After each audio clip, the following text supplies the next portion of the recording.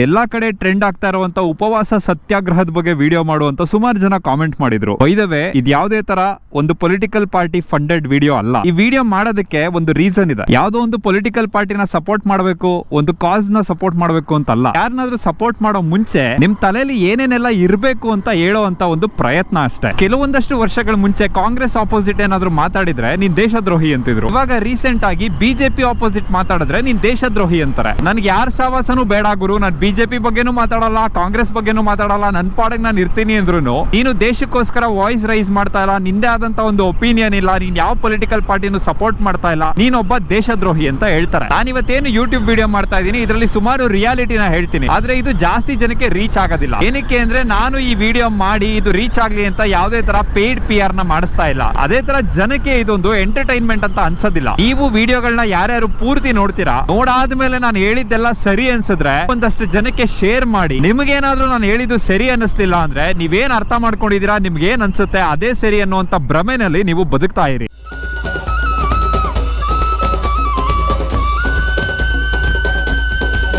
ಈ ವಿಡಿಯೋದಲ್ಲಿ ಇರುವಂತ ಮೇನ್ ಪಾಯಿಂಟ್ ಬಗ್ಗೆ ಮಾತಾಡೋ ಮುಂಚೆ ಈ ಪೊಲಿಟಿಕಲ್ ಪಾರ್ಟಿಗಳ ಬಗ್ಗೆ ಮಾತಾಡೋಣ. ಬಿಜೆಪಿ ಏನೇ ಮಾಡಿದ್ರು ಕಾಂಗ್ರೆಸ್ ಅವ್ರು ತಪ್ಪು ಅಂತಾರೆ, ಕಾಂಗ್ರೆಸ್ ಅವ್ರು ಏನೇ ಮಾಡಿದ್ರು ಬಿಜೆಪಿ ಅವ್ರು ತಪ್ಪು ಅಂತಾರೆ. ಎರಡು ಪಾರ್ಟಿಯಲ್ಲೂ ಏನ್ ಕರೆಕ್ಟ್ ಆಗಿ ಆಗ್ತಾ ಇದೆ, ಏನ್ ಕರೆಕ್ಟ್ ಆಗಿ ಮಾಡಬಹುದು ಅಂತ ಯಾರು ಕೂಡ ಯೋಚನೆ ಮಾಡ್ತಾ ಇಲ್ಲ. ಜನ ಮೇಜರ್ ಆಗಿ ನಮ್ಮ ದೇಶದಲ್ಲಿ ಕಾಂಗ್ರೆಸ್ ನ ಹೇಟ್ ಮಾಡೋದು ಏನಕ್ಕೆ ಅಂದ್ರೆ ಕಾಂಗ್ರೆಸ್ ನಲ್ಲಿ ಒಬ್ಬ ಪ್ರಾಪರ್ ಆಗಿರುವಂತ ಲೀಡರ್ ಇಲ್ಲ, ಆಪೋಸಿಷನ್ ಪಾರ್ಟಿ ಮುಂದೆ ನಿಂತ್ಕೊಳ್ಳಕ್ಕೆ ತಾಕತ್ತಾಗಿರುವಂತ ಒಬ್ಬ ವ್ಯಕ್ತಿ ಇಲ್ಲ ಅಂತ. ಅದಕ್ಕಿಂತ ಹೆಚ್ಚಾಗಿ ನಮ್ಮ ದೇಶದಲ್ಲಿ ನಾನು ಯಾವ್ದೋ ಒಂದು ರಿಲಿಜನ್ ಅನ್ನ ಹೇಟ್ ಮಾಡ್ತೀನಿ, ಅದನ್ನ ಇವರು ಸಪೋರ್ಟ್ ಮಾಡ್ತಾ ಇರೋ ಒಂದು ರೀಸನ್ಗೆ ಆ ಪೊಲಿಟಿಕಲ್ ಪಾರ್ಟಿನ ಹೇಟ್ ಮಾಡ್ತಾ ಇರ್ತಾರೆ. ಹಂಗಂತ ಕಾಂಗ್ರೆಸ್ ಅವ್ರ ಏನ್ ಸಾಚ ಅಲ್ಲ ಗುರು. ಒಂದು ಪಾರ್ಟಿ ಅವರು ಮೆಜಾರಿಟಿನ ಸಪೋರ್ಟ್ ಮಾಡ್ತಾ ಇದಾರೆ ಅನ್ನೋ ರೀಸನ್ಗೆ ಅವ್ರ ಆಪೋಸಿಟ್ ಹೋಗ್ಬೇಕು ಅಂತ ಬೇರೆ ರಿಲಿಜನ್ ಗೆ ಪ್ರಾಮುಖ್ಯತೆ ಕೊಟ್ಟು ನಾವು ಸೆಕ್ಯುಲರ್ ಅಂತ ಹೇಳ್ಕೊಂಡು ಇಂಡೈರೆಕ್ಟ್ ಆಗಿ ಕಾಂಗ್ರೆಸ್ ಅವರು ಅವ್ರ ಬೇಳೆ ಬೇಯಿಸ್ಕೋತಾ ಇದಾರೆ. ಹಂಗ ನೋಡಿದ್ರೆ ನೀವು ಅಷ್ಟು ಸೆಕ್ಯುಲರ್ ಆಗಿದ್ದೀರಾ, ಎಲ್ರಿಗೂ ನೀವು ಒಂದೇ ತರ ಆದ್ಯತೆ ಕೊಡ್ತೀರಾ ಅಂದ್ರೆ ನಮ್ಮ ಮನೆ ಮಾನ್ಸಿನಗರ ಹತ್ರ ಹೆಲ್ಮೆಟ್ ಹಾಕಿಲ್ಲ ಅಂದ್ರೆ ಕಾಪ್ಸ್ ಹಿಡಿತಾರೆ. ಒಂಚೂರು ಮುಂದೆ ಬಂದ್ರೆ ಕೊಲಂಬಿಯಾ ಏಷ್ಯಾ ಸಿಗ್ನಲ್ ಅಲ್ಲಿ ಕಾಪ್ಸ್ ಹಿಡಿತಾರೆ. ರಾಜೀವ್ ನಗರ್ ಅಲ್ಲಿ ಜನ ಹೆಲ್ಮೆಟ್ ಹಾಕದೆ ವೀಲಿ ಹೊಡ್ಕೊಂಡು ಗಾಡಿ ಮೇಲೆ ನಾಲ್ಕು ಜನ ರೂಲ್ಸ್ ಬ್ರೇಕ್ ಮಾಡ್ಕೊಂಡು ಹೋಗ್ತಿದ್ರು.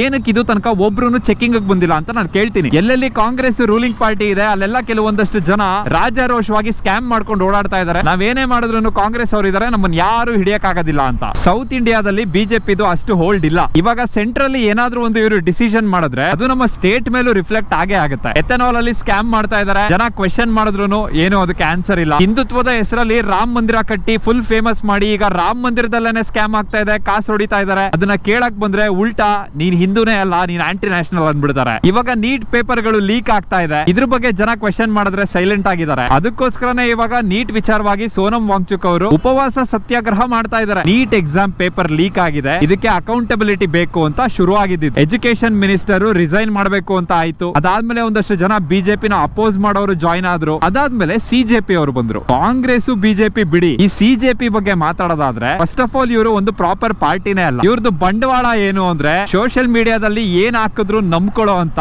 ಜೆನ್ಸಿಗಳು. ಸಿಜೆಪಿ ಪಾರ್ಟಿನ ಅನೌನ್ಸ್ ಮಾಡಿದಾಗ ಬ್ಲೈಂಡ್ ಆಗಿ ಎಷ್ಟು ಜನ ಫಾಲೋ ಮಾಡಿದ್ರು ಅಂದ್ರೆ ಅವ್ರದೆಲ್ಲ ಇದ್ದಿದ್ ಒಂದೇ ರೀಸನ್, ನಮ್ಮನ್ನೆಲ್ಲ ಇವರು ಕಾಕ್ರೋಚಸ್ ಅನ್ಬಿಟ್ರು, ನಮ್ಗೆ ಅವಮಾನ ಆಗೋಯ್ತು, ನಾವು ಸಿಜೆಪಿ ಜೊತೆ ಸೇರ್ಕೋತೀವಿ, ನಾವು ಸೆಂಟ್ರಲ್ ಆಪೋಸಿಟ್ ಹೋಗ್ತೀವಿ, ಮಣ್ಣು ಮಸಿ ಅಂತೆಲ್ಲ ಮಾಡಿದ್ರಲ್ಲ. ನೀವು ಜೀವನದಲ್ಲಿ ನಿಜವಾಗ್ಲೂ ನೀವೇನ್ ಮಾಡ್ತಾ ಇದ್ದೀರಾ? ಕನ್ನಡದಲ್ಲಿ ಒಂದು ಹಾಡಿದೆ, ಹೇಳಿದ್ದು ಸುಳ್ಳಾಗಬಹುದು, ಕೇಳಿದ್ದು ಸುಳ್ಳಾಗಬಹುದು, ನಿಧಾನಿಸಿ ಯೋಚಿಸಿದಾಗ ನಿಜವು ತಿಳಿಯುವುದು ಅಂತ. ಆತರ ಯಾವತ್ತಾದ್ರೂ ನೀವು ಯೋಚನೆ ಮಾಡಕ್ಕೆ ಟೈಮ್ ಇನ್ವೆಸ್ಟ್ ಮಾಡಿದೀರಾ? ಇವಾಗ ಇರುವಂತ ಜೆನ್ಸಿ ಅವ್ರದ್ದು ಅಟೆನ್ಷನ್ ಸ್ಪ್ಯಾನ್ ಎಷ್ಟು ಅಂದ್ರೆ 15-20 ಸೆಕೆಂಡ್ ಅಷ್ಟೇ. ಅದನ್ನು ರೀಲ್ಸ್ ಗಳಿಂದ ಹಿಡಿದಿಟ್ಕೋಬೇಕು. ಟೈಮ್ ಕೊಟ್ಟು ಯಾವ್ದ್ರ ಬಗ್ಗೆ ಆದ್ರೂ ರಿಸರ್ಚ್ ಮಾಡಿ ಒಂದು ಪ್ರಾಪರ್ ಒಪಿನಿಯನ್ ಫಾರ್ಮ್ ಮಾಡ್ಕೊಳಕ್ಕೆ ಇವ್ರ ಕೈಲಿ ಆಗೋದಿಲ್ಲ. ಹಿಸ್ಟ್ರಿ ಬುಕ್ಸ್ ಸುಳ್ಳು, ರೀಲ್ಸ್ ಅಲ್ಲಿ ಬರೋದೇ ನಿಜ ಅಂತ ನಂಬ್ಕೊಂಡಿರೋಂತ ಈ ಸಿಜೆಪಿ ಸಪೋರ್ಟರ್ಸ್ ಗಳು ನಿಮ್ಮನ್ನ ನೀವು ಕಾಕ್ರೋಚಸ್ ಅಂತ ಹೇಳ್ಕೊಳಕ್ಕೂ ಲಾಯಕ್ಕಿಲ್ಲ ಗುರು. ಕಾಕ್ರೋಚಸ್ ನಿಮ್ಗಿಂತ far better. NEET paper leak ಆಯ್ತು, ಅದನ್ನ ಕ್ವೆಶ್ಚನ್ ಮಾಡ್ಬೇಕು, ಅದೆಲ್ಲ ಸರಿ ಒಪ್ಕೋತೀನಿ. ಆದ್ರೆ ಒಂದು ಪಾರ್ಟಿನ ಸಪೋರ್ಟ್ ಮಾಡದೆ ಇಂಡಿಪೆಂಡೆಂಟ್ ಆಗಿ ಹೋಗಿ ಕ್ವೆಶ್ಚನ್ ಮಾಡಕ್ಕೆ ನಿಮ್ ಕೈಲಿ ಆಗದೇ ಇಲ್ವಾ? ನಿಮ್ಮನ್ನ ನಡ್ಸಕ್ ಯಾರೋ ಒಬ್ಬ ನಾಯಕ ಬರ್ಲೇಬೇಕಾ? ನಮ್ಮ ದೇಶದಲ್ಲಿರುವಂತ ಈ ಸತ್ ಪ್ರಜೆಗಳಿಂದಾನೆ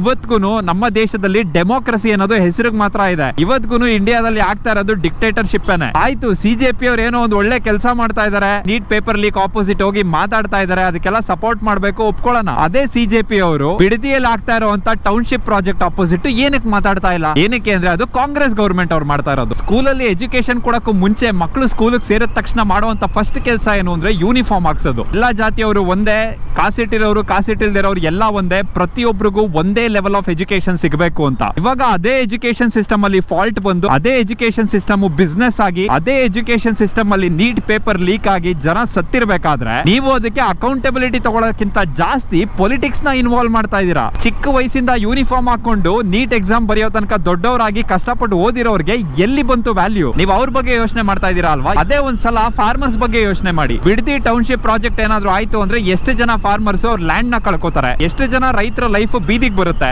ಎಷ್ಟು ಜನ ಸ್ವಾವಲಂಬಿಯಾಗಿ ಬದುಕ್ತಾ ಇರೋರು ಇನ್ನೊಬ್ರು ಕೆಳಗಡೆ ಕೈ ಚಾಚಬೇಕಾಗತ್ತೆ ಅಂತ. ನಮ್ಮ ದೇಶದಲ್ಲಿ ಸ್ವಾಭಿಮಾನಿಗಳು ಅಂತ ಇನ್ನೂ ಉಳ್ಕೊಂಡಿದ್ದಾರೆ ಅಂದ್ರೆ ಅದರಲ್ಲಿ ರೈತರು ಒಬ್ರು. ಅವರ ಸ್ವಾಭಿಮಾನನೇ ಕಿತ್ಕೊಳ್ಳಕ್ಕೆ ಮಾಡ್ತಾ ಇರುವಂತ ಪ್ರಯತ್ನ ಇದು. ಇವಾಗ ನೀವು ಯೋಚನೆ ಮಾಡಿದ್ರೆ ಗೊತ್ತಾಗುತ್ತೆ ಪ್ರಾಬ್ಲಮ್ ಎಲ್ಲಿದೆ ಅಂತ. ಈ ನೀಟ್ ಪೇಪರ್ ಲೀಕ್ ಆಗಿರ್ಬೋದು, ಈ ಪ್ರೊಟೆಸ್ಟ್ ಆಗಿರ್ಬೋದು, ಇತ್ತೀಚೆಗೆ ಇದು ಎಸ್ಕಲೇಟ್ ಆಗ್ತಿರೋದಾಗಿರ್ಬೋದು, ಇದೆಲ್ಲ ನಿಮಗೆ ಗೊತ್ತಾಗ್ತಾ ಇರೋದು ಈ ಸೋಷಿಯಲ್ ಮೀಡಿಯಾ ಇಂದಾನೆ. ಕೆಲವೊಂದಷ್ಟು ಕಡೆ ಪೇಯ್ಡ್ ಪಿ ಆರ್ ಗಳು ಕೂಡ ಆಗ್ತಾ ಇದೆ. ನಮ್ಮ ದೇಶದಲ್ಲಿ ಪಿ ಆರ್ ನ ಓಡ್ಸಕ್ಕೆ ಅಂತಾನೆ ಒಂದಷ್ಟು IT ಸೆಲ್ ಗಳು ಇರ್ತಾರೆ. ಯಾವ್ದು ಸುಳ್ಳು ಅದನ್ನ ನಿಜ ಅಂತ ಪ್ರೂವ್ ಮಾಡಕ್ಕೇನೆ ಒಂದಷ್ಟು ಜನನ ದುಡ್ಡು ಕೊಟ್ಟು ಇಟ್ಕೊಂಡಿರ್ತಾರೆ ಪೊಲಿಟಿಕಲ್ ಪಾರ್ಟಿ ಅವರು. ಈ ತರ ಇರ್ಬೇಕಾದ್ರೆ ಯಾವ್ದನ್ನು ಕೂಡ ಒಂದು ಪೋಸ್ಟ್ ನ ನೋಡಿ ನೀವು ನಂಬಕ್ ಹೋಗ್ಬೇಡಿ. ನಿಮಗೆ ಇಂಟ್ಯೂಷನ್ ಅನ್ನೋದಿರ್ಬೇಕು, ಗಟ್ ಫೀಲಿಂಗ್ ಅನ್ನೋದಿರ್ಬೇಕು. ಅದು ಗೊತ್ತಾಗಬೇಕು ಅಂದ್ರೆ ಸೋಷಿಯಲ್ ಮೀಡಿಯಾದಿಂದ ಹೊರಗಡೆ ಬರಬೇಕು, ರಿಯಲ್ ಲೈಫ್ ಅಲ್ಲಿ ಅಡ್ಡಾಡಬೇಕು, ರಿಯಲ್ ಲೈಫ್ ಅಲ್ಲಿ ಇರುವಂತ ಪ್ರಾಬ್ಲಮ್ಸ್ ಗಳನ್ನ ನೋಡಬೇಕು, ಜನರ ಜೊತೆ ಬೆರಿಬೇಕು. ಇದು ಏನೂ ಮಾಡದೆ ಬರೀ ನೀವು ಡೂಮ್ ಸ್ಕ್ರಾಲಿಂಗ್ ಮಾಡ್ಕೊಂಡು ಇದೊಂದು ಪೋಸ್ಟ್ ಬಂದಿದೆ, ಇದನ್ನ ನಾನು ನಂಬ್ತೀನಿ, ಇದನ್ನ ನಾನು ಸ್ಟೋರಿಗೆ ಹಾಕ್ತೀನಿ, ಇದನ್ನ ಒಂದಷ್ಟು ಜನರ ಜೊತೆ ಗಾಸಿಪ್ ಮಾಡ್ತೀನಿ, ಇದೆಲ್ಲ ಗುರು real democracy. Bidadi township project opposition protest ಆಗ್ತಿದ್ರು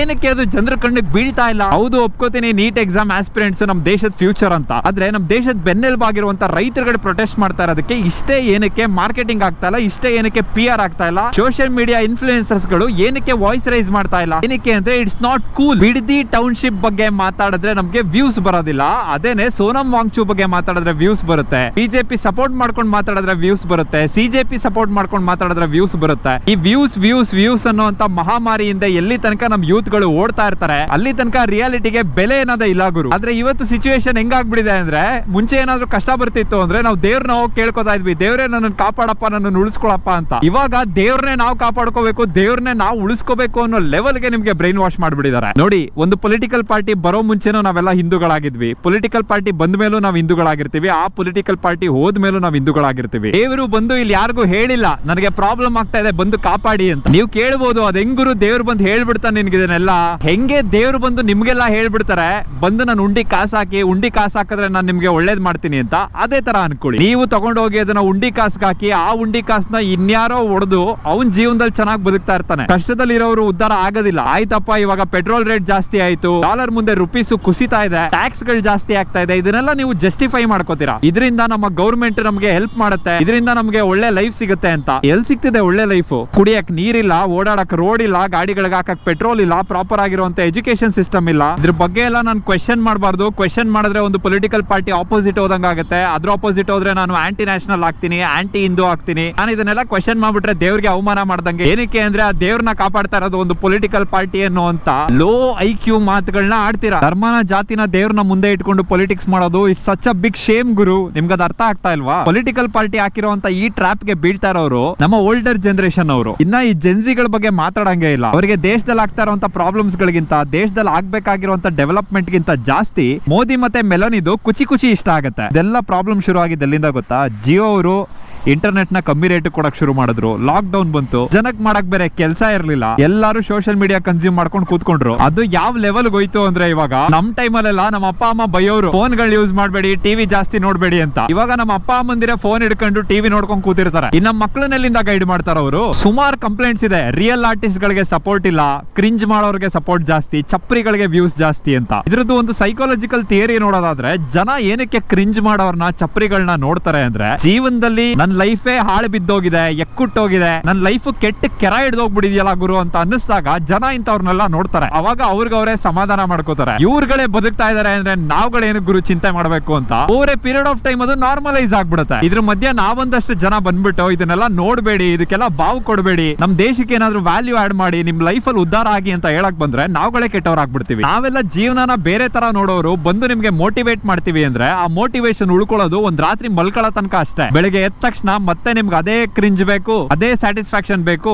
ಅದೇ ಡೋಪಮೈನ್ ಹಿಟ್ ಬೇಕು, ಅದೇ ಎಂಟರ್ಟೈನ್ಮೆಂಟ್ ಬೇಕು. ಈ ಎಂಟರ್ಟೈನ್ಮೆಂಟ್ ಅನ್ನೋದೇ ಗುರು ಒಂದು ಬಿಗ್ಗೆಸ್ಟ್ ಕಲ್ಪ್ರಿಟ್ ಆಗಿರೋದು. ಆ ಎಂಟರ್ಟೈನ್ಮೆಂಟ್ ಏನ್ ಬೇಕು ಅದನ್ನ ಕೊಟ್ಟುನೆ ಎಲ್ರು ಒಂದು ಪ್ರಿಸನ್ ಒಳಗಡೆ ತಳ್ತಾ ಇರೋದು. ಒಂದೇ ಮನೇಲಿ 16 ಜನನ ಕರ್ಕೊಂಡ್ಬಂದು ತಂದಿಟ್ಟು ತಮಾಷೆ ನೋಡುವಂತ ತುಕಾಲಿ ರಿಯಾಲಿಟಿ ಶೋಗಳನ್ನೆಲ್ಲ ನೋಡ್ಕೊಂಡು ಜನ ಜೀವನದಲ್ಲಿ ನಶಾ ತಗೋತಾ ಇದಾರೆ. ನೀವು ಲೈಫ್ ಅಲ್ಲಿ ಯಾರನ್ನ ನಿಮ್ಮ ಐಡಲ್ ಆಗಿ ತಗೋತೀರಾ ಅನ್ನೋದು ತುಂಬಾನೇ ಮ್ಯಾಟರ್ ಆಗುತ್ತೆ. ಇವಾಗಂತೂ ಸುಮಾರು ಜನ ಸೋಷಿಯಲ್ ಮೀಡಿಯಾದಲ್ಲಿ ಬರೋರ್ನೆಲ್ಲ ನೋಡಿ ಇನ್ಫ್ಲೂಯೆನ್ಸ್ ಆಗ್ಬಿಡ್ತೀರಾ. ಫಸ್ಟ್ ಆಫ್ ಆಲ್ ಇಲ್ಲಿ ಸೋಷಿಯಲ್ ಮೀಡಿಯಾದಲ್ಲಿ ಯಾರಿಗೂ ಇನ್ಫ್ಲೂಯೆನ್ಸರ್ ಆಗುವಂತ ಯೋಗ್ಯತೆನೂ ಇಲ್ಲ, ಅರ್ಹತೆನೂ ಇಲ್ಲ. ಇಲ್ಲೆಲ್ಲ ನಾವುಗಳು ಬರೀ ಕಾಂಟೆಂಟ್ ಕ್ರಿಯೇಟರ್ಸ್ ಅಷ್ಟೇ. ಈ ಪ್ಲಾಟ್ಫಾರ್ಮ್ ನ ಸುಮಾರು ಜನ ಜನರನ್ನ ಚೂತಿಯ ಮಾಡೋದಕ್ಕೆ ಉಪಯೋಗಿಸ್ಕೋತಾರೆ. ನಾವು ಜನರನ್ನ ಎಜುಕೇಟ್ ಮಾಡೋದಕ್ಕೆ ಉಪಯೋಗಿಸ್ಕೋತೀವಿ, ಕೊನೆಗೆ ನಾವೇ ಚೂತಿ ಆಗ್ಬಿಡ್ತೀವಿ. ಸ್ಕ್ರಿಪ್ಟೆಡ್ ವಿಡಿಯೋಸ್ ಗಳನ್ನ ಮಾಡ್ಕೊಂಡು ನಮ್ಮ ಅಮ್ಮ 3 ಹೊತ್ತು ನನಗೆ ಬೈತಾರೆ ಅಂತ ಸ್ವಂತ ತಾಯಿನೇ ಟ್ರಾಲ್ ಮಾಡೋರು ಒಂದ್ ಕಡೆ ಆದ್ರೆ, ಪಾಯಿಂಟ್ಲೆಸ್ ವಿಡಿಯೋಗಳನ್ನ ಮಾಡ್ಕೊಂಡು ಬಿಲ್ಡಪ್ ಗಳನ್ನ ತಗೊಂಡು ಜನರನ್ನ ಕೆಟ್ಟ ತರ ಇನ್ಫ್ಲೂಯೆನ್ಸ್ ಮಾಡಿ ಬೇರೆಯವ್ರ ತಾಯಂದಿರಿಗೆ ಬೈಯೋ ಅಂತವ್ರು ಇನ್ನೊಂದ್ ಕಡೆ. ಇವ್ರುಗಳೇನಾದ್ರೂ ನಿಮ್ಮ ಐಡಲ್ ಗಳಾಗಿದ್ರೆ ನೀವು ಜೀವನದಲ್ಲಿ ಬರ್ದಿಟ್ಕೊಳ್ಳಿ, ಒಂದು ಪೈಸಾ ಉದ್ಧಾರ ಆಗೋದಿಲ್ಲ. ಏನಾದ್ರೂ ಕ್ವೆಶನ್ಸ್ ಗಳಿದ್ರೆ ಕೇಳಿ ಆನ್ಸರ್ ಮಾಡ್ತೀನಿ ಅಂತ ಅವ್ರ ಸ್ಟೋರಿಗಳಿಗೆ ಅವ್ರು ಬೇಕಾಗಿರೋ ಕ್ವೆಶನ್ ಗಳನ್ನ ಹಾಕೊಂಡು ಅವ್ರಿಗೆ ಬೇಕಾಗಿರೋ ಉತ್ತರಗಳನ್ನ ಕೊಡುವಂತ ಪ್ರಿಟೆನ್ಶಿಯಸ್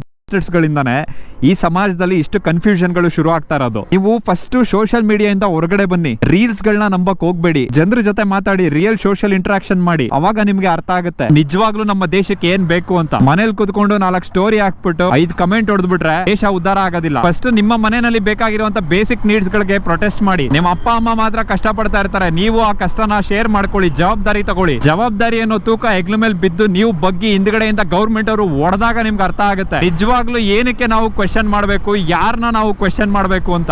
ನಮ್ಮ ಯೂತ್ ಗಳು ತುಂಬಾನೇ ರಾಂಗ್ ಡೈರೆಕ್ಷನ್ ಅಲ್ಲಿ ಹೋಗ್ತಾ ಇದಾರೆ. ದಯವಿಟ್ಟು ನಿಮ್ಮ ಮೈಂಡ್ ಸೆಟ್ ನ ರೈಟ್ ಪ್ಲೇಸಸ್ ಕಡೆ ಹಾಕಿ. ಅನ್ವಾಂಟೆಡ್ ವಿಚಾರಗಳನ್ನ, ಅನ್ವಾಂಟೆಡ್ ಜನರನ್ನ ಫಾಲೋ ಮಾಡೋದ್ ಬಿಡಿ. ಸೋಷಿಯಲ್ ಮೀಡಿಯಾ ಅನ್ನೋದು ನಮ್ಮನ್ನೆಲ್ಲ ಎಷ್ಟು ಮ್ಯಾನಿಪುಲೇಟ್ ಮಾಡ್ಬಿಡಿದೆ ಅಂದ್ರೆ, ನಾಳೆ ದೇವರೇ ಎದುರುಗಡೆ ಬಂದು ನಾನೇ ದೇವ್ರು ಅಂದ್ರೂ ನಮ್ ಜನ ನಂಬೋದಿಲ್ಲ. ದೇವ್ರು ಕೂಡ ಒಂದು ಇನ್ಸ್ಟಾಗ್ರಾಮ್ ಪ್ರೊಫೈಲ್ ಓಪನ್ ಮಾಡ್ಕೊಂಡು ಒಂದು PR ಏಜೆನ್ಸಿಗೆ ಕಾಸು ಕೊಟ್ಕೊಂಡು ದುಡ್ಡು ಖರ್ಚು ಮಾಡ್ಕೊಂಡು ನಂಬಿಸ್ಬೇಕು ನಾನೇ ದೇವ್ರು ಅಂತ. ದುಡ್ಡು ಕೊಟ್ಟು ಇನ್ಸ್ಟಾಗ್ರಾಮ್ ಅಲ್ಲಿ ಸುಳ್ಳುನು ಸತ್ಯ ಅಂತ ಪ್ರೂವ್ ಮಾಡೋ ಅಂತ ಈ ಟೈಮ್ ಅಲ್ಲಿ ನಿಜವಾದ ಸತ್ಯನ ಫ್ರೀ ಆಗಿ ಒಪ್ಕೊಳ್ಳಕ್ಕೆ ಜನ ರೆಡಿ ಇಲ್ಲ.